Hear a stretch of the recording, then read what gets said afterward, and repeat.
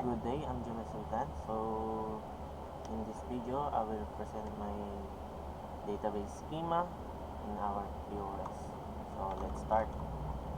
Ito yung database schema ng aming POS.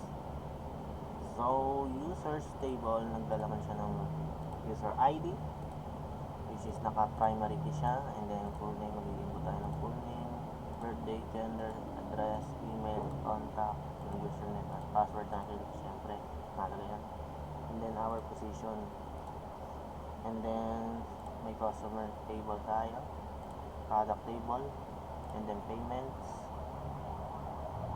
and then attendance, and ship. Wait lang, kailangan natin ng customer ID na wala natin is naka-foreign key siya. So, explain natin user ID, primary key siya. So, sa customer siya, syempre nakabind siya dito. Kailangan natin makita yun sa receipt yung cashier, yung customer. And then yung cashier ID, dito natin maano yan, naka-primary key siya dito. Yung cashier ID, and then ayusin lang natin yung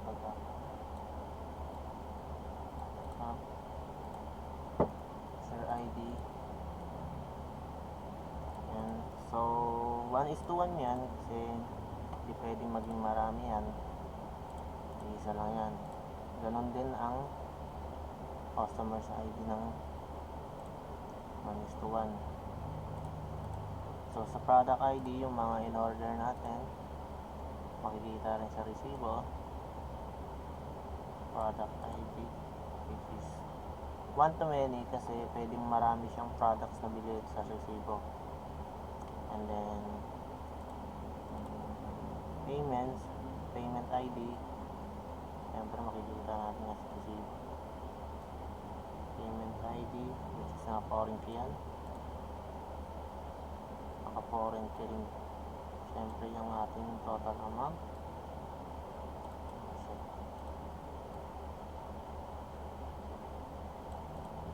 Yung total amount, naka-foreign key rin yan siyempre, total pay,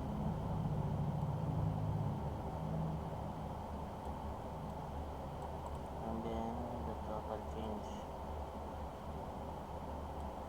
Dito naman, dapat pare-parehas silang 1:1. Hindi pwedeng magiging magkaiba ang bayad natin dyan. 1:1. Dapat same lang talaga. Saka iisa lang pala payment yan. 1:1 siya.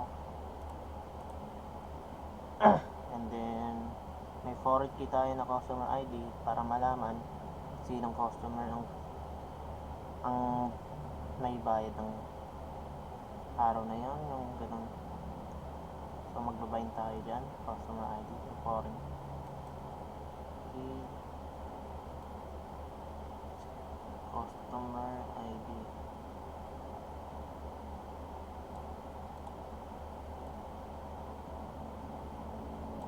Siya nakasakto.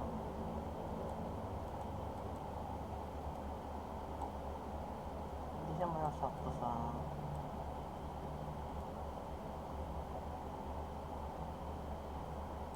customer ID. 1-many siya kasi 1-many ba? Pwede ilang payments mamaya din yung magawa. So that's it. And then user ID sa attendance, syempre eto rin yan, nakakonect pa rin yan dito.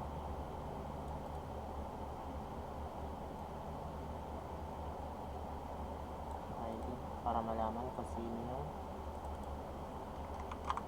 naka-foreign key siya,